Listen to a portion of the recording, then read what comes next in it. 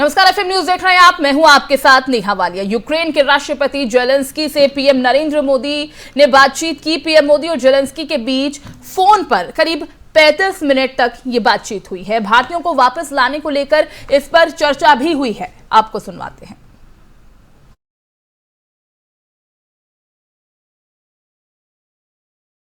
नेताओं के बीच फोन पर करीब 35 मिनट बातचीत हुई है। रूस यूक्रेन के बीच जो जंग है उसका क्या हल निकल पाएगा, ये बड़ी बात अपने आप में, क्योंकि यूक्रेन पर जिस तरह से रूस हमलावर है उसे देखते हुए ये कहना थोड़ा मुश्किल लगता है, क्योंकि 12 दिन हो चुके हैं। 12 दिनों से युद्ध लगातार जारी है। रूस यूक्रेन पर हमलावर है और ऐसे में युद्ध की स्थिति जिस तरह से बनी हुई है, भारतीय छात्रों भारतीयों को वहां से निकालने की कवायद लगातार जारी है। कई तरह के सवाल खुद जेलेंस्की पर भी उठाए गए हैं और ऐसे में भारतीयों को वापस लाने को लेकर भी इस बातचीत पर चर्चा हुई है। दोनों नेताओं के बीच करीब 35 मिनट बताए जा रहे हैं कि बातचीत हुई है। तो यूक्रेन के हालात पर भी चर्चा हुई। जिस तरह से यूक्रेन में हालात बने हुए हैं, प्रधानमंत्री नरेंद्र मोदी ने रूस के राष्ट्रपति से बातचीत की है, यूक्रेन के हालात पर चर्चा की है। सरकार के सूत्रों के मुताबिक दोनों नेताओं ने यूक्रेन में उभरती स्थिति पर चर्चा की। राष्ट्रपति पुतिन ने यूक्रेन और रूस की टीमों के बीच वार्ता की स्थिति के बारे में प्रधानमंत्री नरेंद्र मोदी ने जानकारी दी है। पीएम मोदी ने राष्ट्रपति पुतिन से यूक्रेन के राष्ट्रपति जेलेंस्की के साथ उनकी टीमों के बीच चल रही बातचीत के अलावा सीधी बातचीत का आग्रह किया है। उन्होंने युद्ध विराम की घोषणा और सुमी समेत यूक्रेन के कुछ हिस्सों में मानवीय गलियारों की स्थापना की भी सराहना की। सूत्रों के मुताबिक प्रधानमंत्री नरेंद्र मोदी ने सुमी से भारतीय नागरिकों को जल्द से जल्द सुरक्षित निकालने के महत्व पर जोर दिया। राष्ट्रपति पुतिन ने पीएम को उनकी सुरक्षित निकासी में हर संभव सहयोग का आश्वासन भी दिया है। तो अहम खबर आपको बता रहे हैं, प्रधानमंत्री नरेंद्र मोदी और यूक्रेन के राष्ट्रपति जेलेंस्की के बीच बातचीत हुई है और अब देखना यह होगा कि जिस तरह से बातचीत के जरिए हल निकाला जाना चाहिए। तमाम देशों के बड़े चेहरे इसी बात पर जोर देते नजर आ रहे हैं, जिसमें से एक प्रधानमंत्री नरेंद्र मोदी भी हैं कि रूस और यूक्रेन के बीच जिस तरह से युद्ध की स्थिति लगातार बनी हुई है, आज 12वां दिन है, ऐसे में बातचीत कर हल निकालना जरूरी है।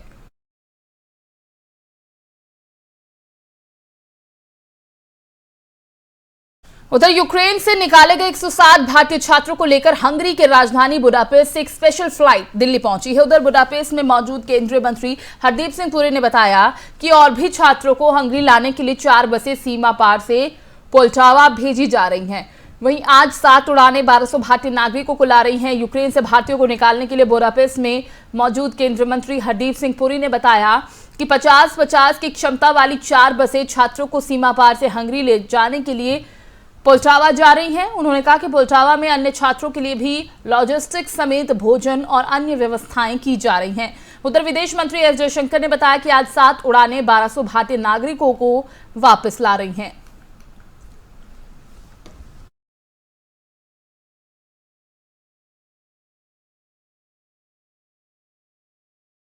उधर महाराष्ट्र के मंत्री और एनसीपी नेता नवाब मलिक को मुंबई की विशेष एमपीएमएलए अदालत ने न्यायिक हिरासत में भेज दिया है। उन्हें ईडी ने 23 फरवरी को दाऊद इब्राहिम मनी लॉन्ड्रिंग मामले में उन्हें गिरफ्तार किया गया था।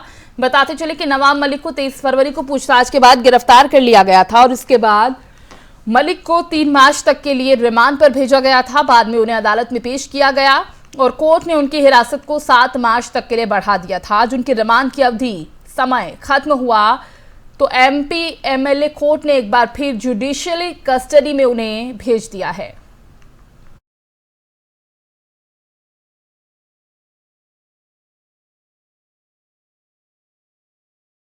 यूपी चुनाव के 7वें और आखिरी चरण के लिए वोटिंग लगातार जारी है। सुबह से ही मतदाता अपने मताधिकार का इस्तेमाल करने के लिए मतदान केंद्रों पर पहुंच रहे हैं। इस बीच सीएम योगी ने सभी लोगों से अपने मताधिकार का इस्तेमाल करने की अपील की है और क्या कुछ कहा सीएम योगी आदित्यनाथ ने, आपको सुनवाते हैं। उत्तर प्रदेश विधानसभा चुनाव का आज अंतिम चरण है। 7वें चरण का चुनाव तिथि 7 मार्च और प्रातः 7 बजे से प्रारंभ हुआ है। मतदाताओं में भारी उत्साह है। 54 विधानसभा सीटों पर आज चुनाव हो रहे हैं। मेरी सभी मतदाता भाइयों बहनों से अपील है कि वे अधिक से अधिक संख्या में जाकर के अपने मताधिकार का प्रयोग करें। यह न केवल उनका अधिकार है बल्कि यह उन्हें उनके संवैधानिक कर्तव्यों के प्रति भी आग्रही बनाता है। मेरी अपील है सभी मतदाता भाइयों बहनों से कि सुरक्षा, समृद्धि और सुशासन के लिए प्रदेश के अंदर हम भारत निर्वाचन आयोग के द्वारा दी गई व्यवस्था के अंतर्गत इस बीच सपा मुखिया अखिलेश यादव ने बीजेपी सरकार पर हमला बोला है। उन्होंने बीजेपी पर यूपी की जनता के साथ वायदा खिलाफी का आरोप लगाया है। साथ ही यूक्रेन मसले को लेकर भी उन्होंने सरकार को आड़े हाथों लिया। उन्होंने क्या कुछ कहा, आपको सुनवाते हैं। ये दो चीजें निकल कर के आई कि किसान जान गया कि काले कानून से उनकी जमीन छिन जाती, एमएसपी नहीं सरकार दे पाई, बिजली महंगी कर दी, खाद समय पर नहीं दे पाए, डीएपी समय पर नहीं, तो क्या तैयारी थी किसान के लिए, और वो भी डबल इंजन की सरकार जिसने मंडी के लिए कहा हो 1 लाख करोड़ रुपए देंगे, लेकिन उत्तर प्रदेश की सब मंडियां बर्बाद हो गई। जो लोग कह रहे थे कि बेसिक शिक्षा अच्छी होनी चाहिए, शिक्षा पूरी चौपट हो गई, शिक्षकों की कमी है, स्कूलों को चला नहीं पाए ये लोग, ये तमाम दिखाई दिए हैं। और फिर बड़े बड़े सपने दिखाए कि इन्वेस्टमेंट आएगा, 4 लाख करोड़ के एमओयू हुए। उसके बाद डिफेंस एक्सपो को लेकर के काम कहा गया कि मिसाइल्स बनेंगी यहाँ पर, बम्स बनेंगे यहाँ पर, लेकिन जब आप ज़मीन पे देखते हैं तो कहीं इन्वेस्टमेंट नहीं आया। वो तमाम बम वाली बातें, मिसाइल वाली बातें केवल बातें रह गई। सर, इस चुनाव में एक जो देखा गया है कि जो भाषा का स्तर है वो काफी गिरा, जो इससे पहले के चुनाव में नहीं रहा। आपने भी अपनी जितनी स्पीचेस कहीं आपने इस बात को एक इशू बनाया कि जो भाषा का स्तर है वो लगातार गिरता जा रहा है, इस पूरे चुनाव में गिरा हुआ देखा गया। बीजेपी ने अपनी नाकामी छिपाने के लिए इस तरह की भाषा का इस्तेमाल किया। उदाहरण के लिए है, यूक्रेन में जो बच्चे फंसे रहे, बच्चों की जो मदद होनी चाहिए थी, भारतीय जितने परिवार थे उनकी जो मदद होनी चाहिए वो नाकाम रही। और जो सरकार का फैसला भी था कि हमें हमेशा जिसके साथ अन्याय हो उसके साथ खड़ा होना चाहिए। आज जो भारत सरकार है न जाने कौन सी ताकत की बात करती थी। ये लोग वो कहते थे कि हमारा दुनिया में डंका बज रहा है, लेकिन डंका बजाने वालों ने कितना बड़ा धोखा दिया कि उनके जो भारतीय फंसे थे उन्हें नहीं निकाल पाए। और अपनी नाकामी छिपाने के लिए गंगा मिशन नाम दिया। वो इसलिए दिया क्योंकि बनारस में चुनाव है, गंगा मिर्जापुर में है, और बनारस से लेकर के जिस जिस इलाके से गंगा जा रही है माँ, इसलिए उन्होंने गंगा मिशन रखा। गंगा मिशन अगर यूक्रेन से लोगों को वापस लाती तो मैं मानता ना कि ये डंके वाले लोग हैं, लेकिन इन्होंने बताओ दुनिया में हमारी दुनिया में देशों ने। और यूपी में आखिरी चरण का मतदान हो रहा है, तो वहीं धर्मार्थ कार्य मंत्री नीलकंठ तिवारी ने भी वोट डाला। सबसे चर्चित वाराणसी दक्षिणी नीलकंठ तिवारी सीट से ये प्रत्याशी हैं। उन्होंने क्या कुछ कहा, आपको सुनवाते हैं। मैंने मतदान कर दिया और सभी लोगों से मेरा आग्रह है कि वह घर से निकलें, मतदान करें। लोकतंत्र का महापर्व है। यह एक मत प्रत्येक व्यक्ति का भारत के, उत्तर प्रदेश के भाग्य का निर्माण करेगा, उनकी पीढ़ियों को सुरक्षित करेगा। अपने पीढ़ियों को सुरक्षित, संरक्षित, अच्छा भविष्य देने के लिए, अच्छी सरकार बनाने के लिए सभी लोग अपने मतदान का प्रयोग करें। यह मेरा पूरे उत्तर प्रदेश वासियों से आग्रह है, निवेदन है। शहर दक्षिणी से क्या उम्मीद करते हैं आप? शहर दक्षिणी से आदरणीय मोदी जी, आदरणीय योगी जी के मार्गदर्शन में, उनके नेतृत्व में, उनके आशीर्वाद से पिछली बार के तिगुनी मार्जिन से भारतीय जनता पार्टी चुनाव जीतेगी। मैंने मतदान कर दिया। तो यूपी के रण में और आखिरी चरण में मतदान सुबह से ही लगातार जारी है। और एफएम न्यूज भी अपने सभी दर्शकों से यही अपील करता है कि जिन भी लोगों ने अभी तक मतदान नहीं किया, मतदान केंद्रों पर जाइए, अपने मताधिकार का इस्तेमाल कीजिए और अपने आने वाले सालों को, अपने आने वाले भविष्य को सिक्योर कीजिए एक अच्छी और नई सरकार बनाकर। तो यूपी में आखिरी चरण का मतदान लगातार जारी है। गाजीपुर से आपको कुछ तस्वीरें दिखाएंगे आईटीबीपी के जवानों की, जिन्होंने अपने कर्तव्यों का पालन देखिए कितना बखूबी किया है। दिव्यांगों की मदद करते हुए बुजुर्गों को मतदान कराती ये तस्वीरें, उनके कर्तव्य और कर्तव्य निष्ठा की ये तस्वीरें देखकर हर कोई इनकी तारीफ कर रहा है। तो आखिरी चरण का मतदान हो रहा है, जहां पर आईटीबीपी के जवानों की ये खूबसूरत तस्वीरें सामने आई।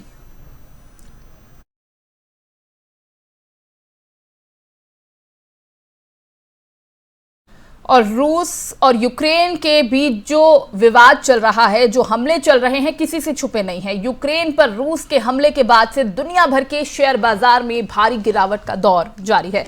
भारत के बाजार भी बिकवाली के इस ट्रेंड से अब अछूते नहीं हैं, लगातार नुकसान का सामना कर रहे हैं। और इस सप्ताह के पहले दिन जैसे ही बाजार ओपन हुआ, बीएसई सेंसेक्स और एनएसई निफ्टी एक और बड़ी गिरावट की तरफ बढ़ गए। टाटा मोटर्स का शेयर आज 400 रुपए से नीचे खुला और करीब 5.5% की गिरावट के साथ 395 रुपए पर कारोबार कर रहा था। प्री ओपन से ही लग रहा था कि आज फिर बाजार में बड़ी गिरावट देखने को मिलेगी। प्री ओपन सेशन में सेंसेक्स 1100 से अंक से कुछ ज्यादा गिरा हुआ था और जैसे ही बाजार ओपन हुआ, ये 1200 अंक से ज्यादा की गिरावट में चला गया। कुछ ही मिनटों में, जी हां, कुछ ही मिनटों में इसकी गिरावट करीब 1450 अंक तक की हो गई और बाद में इसने मामूली रिकवरी की। सुबह सेंसेक्स करीब 1375 अंक गिरकर 53,000 अंक से भी नीचे आ चुका था और इसी तरह एनएसई निफ्टी करीब 400 अंक गिरकर 15,850 अंक के आसपास ट्रेंड कर रहा था। इससे पहले पिछले सप्ताह के आखिरी दिन यानी शुक्रवार को भी घरेलू बाजार में गिरावट रही थी। शुक्रवार को सेंसेक्स करीब 769 अंक गिरकर 54,333 अंक पर रहा था। निफ्टी भी 1.53% गिरकर 16,245 अंक पर बंद हुआ और गुरुवार को दिन का कारोबार खत्म होने के बाद सेंसेक्स 366.22 अंक के नुकसान में रहा और 55,102.68 अंक पर बंद हुआ था। एनएसई का निफ्टी भी 107.90 अंक गिरकर 16,498.05 अंक पर बंद हुआ था। बुधवार को भी बाजार में गिरावट देखी गई। तो सेंसेक्स में भारी गिरावट देखी जा रही है। सेंसेक्स 1700 अंकों की गिरावट के साथ दर्ज किया गया।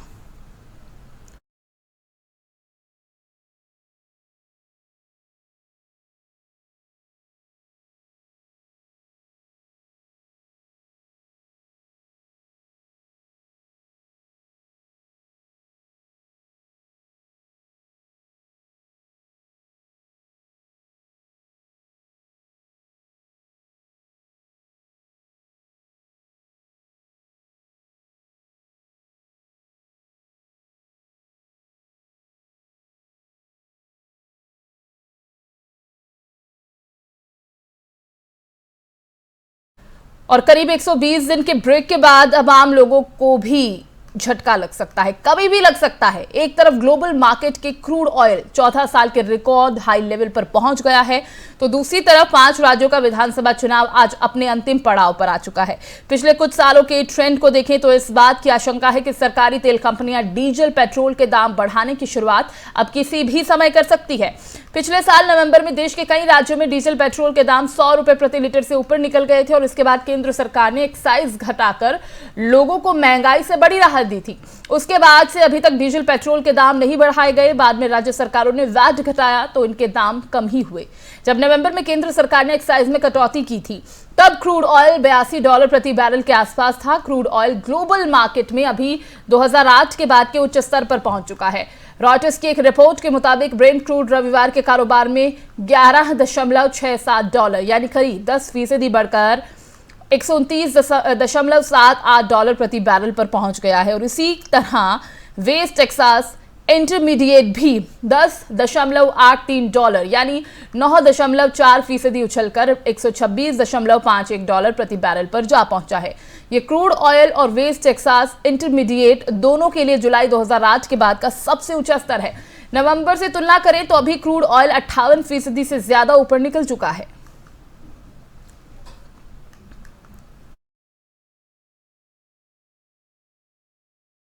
रूस और यूक्रेन के बीच हो रही जंग का असर दुनिया भर में दिखने लगा है। भारत की बात करें तो यह असर भारत में भी देखे जा सकता है। इसे लेकर डॉलर के मुकाबले रुपए में जोरदार गिरावट दर्ज की गई है। डॉलर के मुकाबले रुपए में 81 पैसे की गिरावट दर्ज हुई है।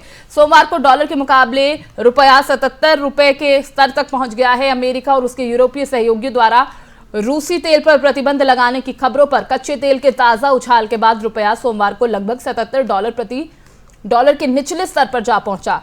यह लगातार चौथा सत्र है जब डॉलर के मुकाबले रुपए कमजोर हुआ है।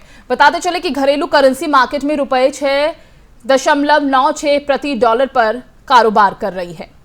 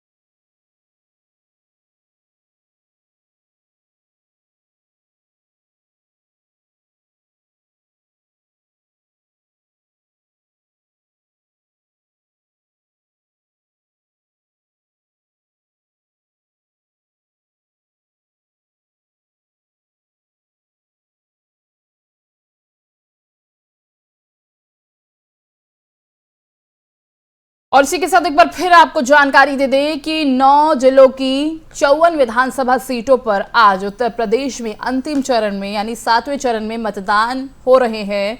और 6 तस्वीरें आपको दिखा रहे हैं। 7वें चरण में दिग्गजों ने वोट डाला, अपने मताधिकार का इस्तेमाल किया। पहली तस्वीर अनुप्रिया पटेल, दूसरी रविंद्र जायसवाल, तीसरी अफजल अंसारी, चौथी अजय राय, फिर भीम राजभर को आप देख रहे हैं और नीलकंठ तिवारी। 6 के 6 दिग्गजों ने आज उत्तर प्रदेश में अंतिम चरण में मतदान किया। 613 प्रत्याशी हैं जिनकी किस्मत आज ईवीएम में कैद हो जाएगी। 7वां चरण और अंतिम चरण जिस पर सभी की निगाहें हैं। और अब 10 तारीख को गिनती होगी वोटों की। प्रधानमंत्री नरेंद्र मोदी के संसदीय क्षेत्र वाराणसी से लेकर इन 9 जिलों समेत 54 सीटों पर आज वोटिंग हो रही है। और आपको बता दें कि 7वें चरण में वाराणसी, चंदौली, भदोही, मिर्जापुर, रॉबर्ट्सगंज, गाजीपुर, मऊ, आजमगढ़ और जौनपुर जिले की 54 विधानसभा सीटों पर मतदान हो रहा है। 6 दिग्गजों की 6 तस्वीरें आपकी टीवी स्क्रीन पर है। अनुप्रिया पटेल वोट डालने के बाद बाहर पहुंची, मीडिया से बातचीत की, लोगों से वोट देने की अपील की। रविंद्र जायसवाल को आप देख सकते हैं मतदान के बाद बाहर पहुंचे। अफजल अंसारी मतदान करने के बाद पहुंचे। और 6 के 6 दिग्गज जब मतदान करके बाहर आए तो उन्होंने लोगों से मतदान की अपील की। देखिए 7वें चरण में करीब 2 करोड़ 6 लाख मतदाता अपने मताधिकार का इस्तेमाल कर रहे हैं। इनमें 1.09 करोड़ पुरुष, 97.08 लाख महिला और 1027 तृतीय श्रेणी के मतदाता हैं। और 54 विधानसभा क्षेत्रों में 613 प्रत्याशी मैदान में हैं, जिनमें 75 महिला प्रत्याशी हैं। 7वें चरण की 54 सीटों में 11 अनुसूचित जाति के लिए और 2 अनुसूचित जनजाति के लिए आरक्षित हैं। और अब तक उत्तर प्रदेश विधानसभा चुनाव के 6 चरणों में 349 विधानसभा सीटों पर मतदान संपन्न हो चुका है। आज 7वां चरण है जिसमें 54 सीटों पर मतदान हो रहा है। 9 जिलों की और 6 तस्वीरें आपके सामने हैं दिग्गजों की जो 7वें चरण में अपने मतदान के लिए पहुंचे, अपने मताधिकार का इस्तेमाल करने के लिए पहुंचे।